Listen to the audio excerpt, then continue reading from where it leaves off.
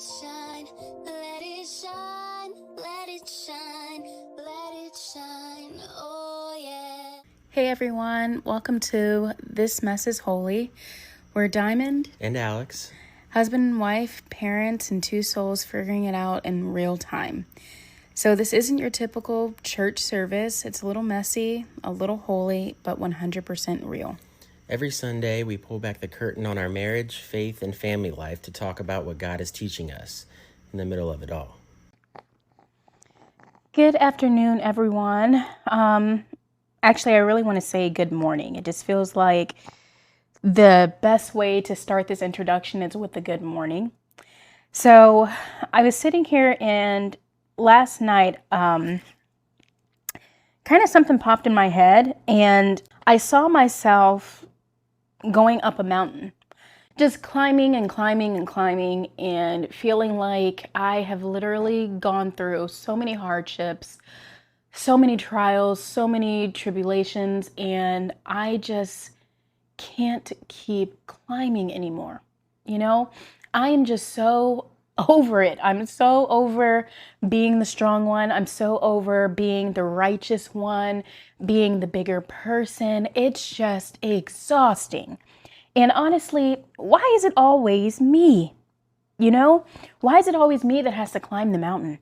Why is it always me that has to see the good in other people who honestly choose not to see the good in me? Because if you did, you wouldn't put me through the things that I've been put through in my life, you know, this may be a little bit of like a trauma dumping session, so I apologize in advance, but I really do feel like somebody needs to hear this part of my story to let them know that they're not alone, that this happens to other people and they find their way out of it. You will also find your way out of it. If you feel like right now you're climbing up a mountain and there's just literally no end in sight, the top of that mountain is just so far away that you really don't ever feel like you'll ever make it there, you will, okay?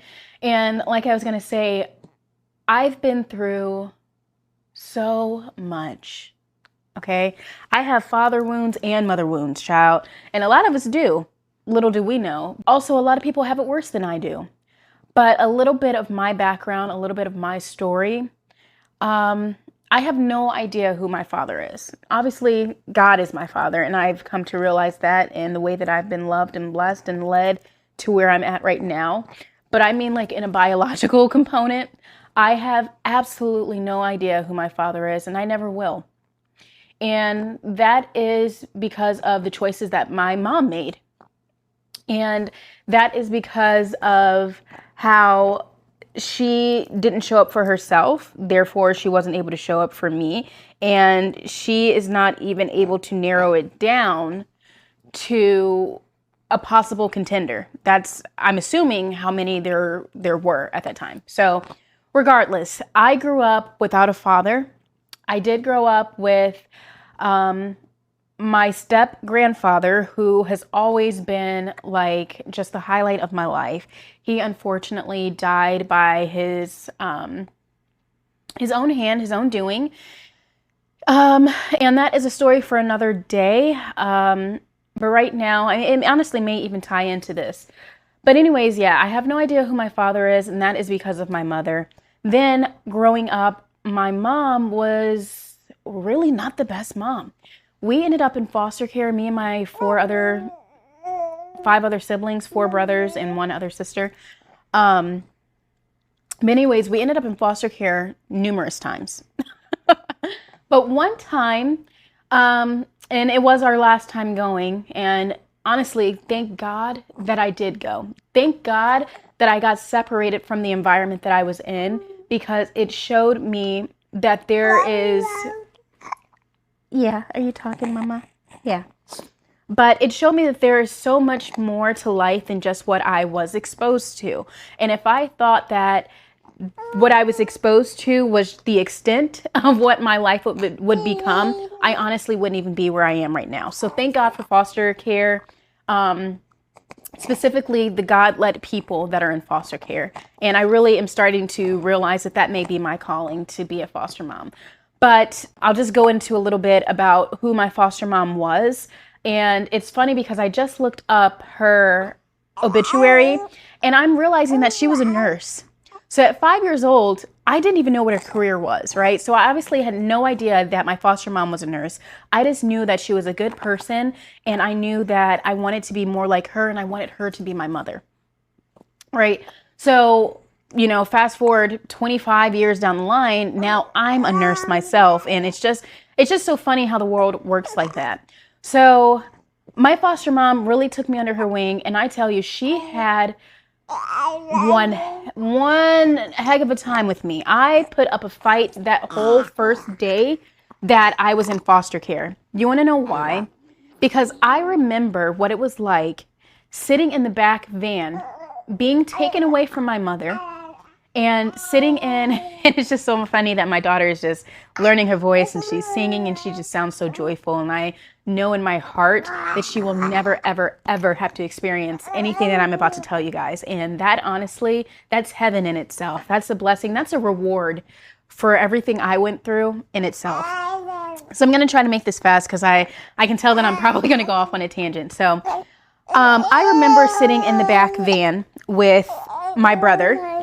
My younger brother, I have two younger brothers, but this is the one directly up under me. So he was laying in my arms in kind of in my lap situation when we were in the back seat of the van being taken to our foster parents' homes.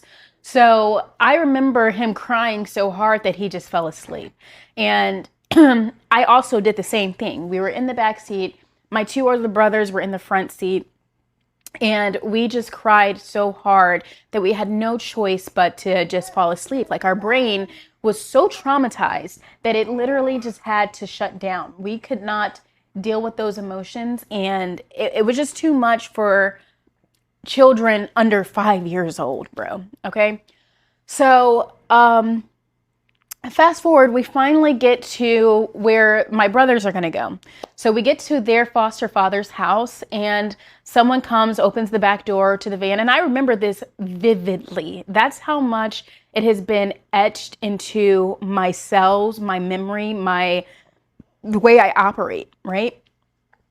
So I remember them opening up the van door and my little brother, they unfastened him.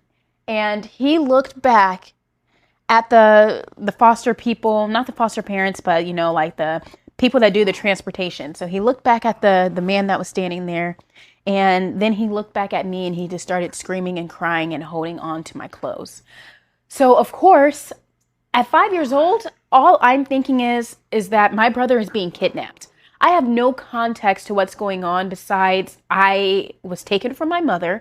I'm in a backseat of a van. I'm crying so hard that my brain shuts down. I wake up to my brother being ripped from my arms. And this is, how my brain is perceiving it as a child.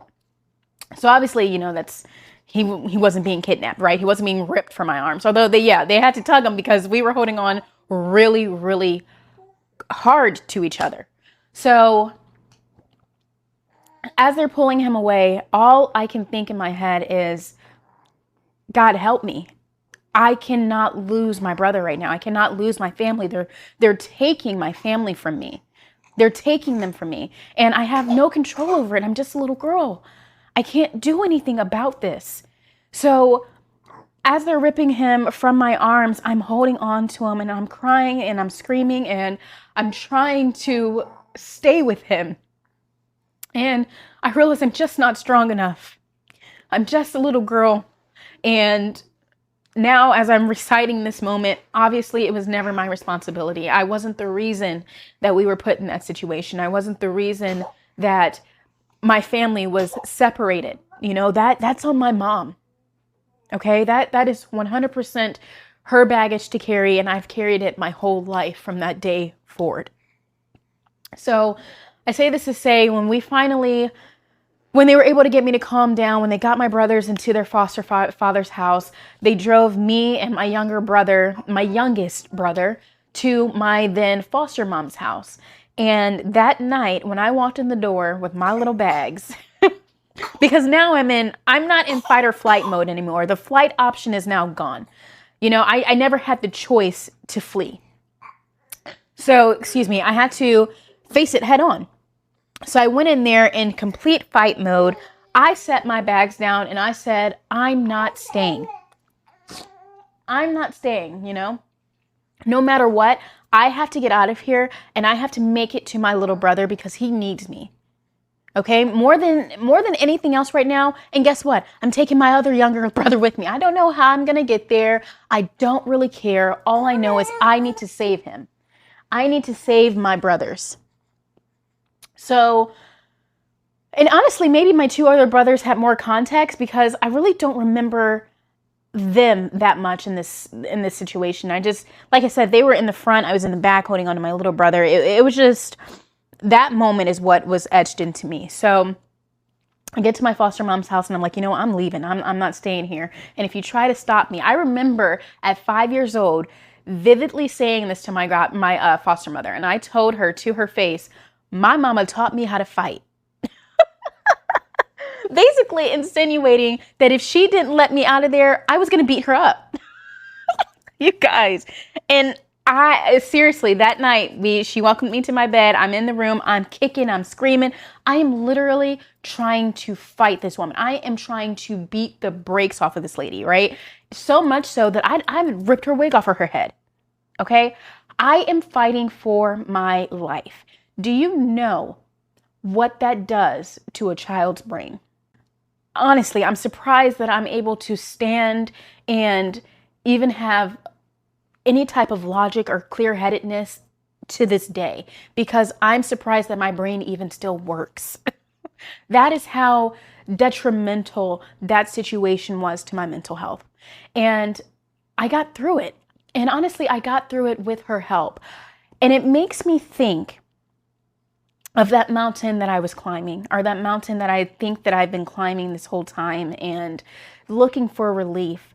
And it also makes me think of my daughter now. One, what kind of mother would put their child in that situation?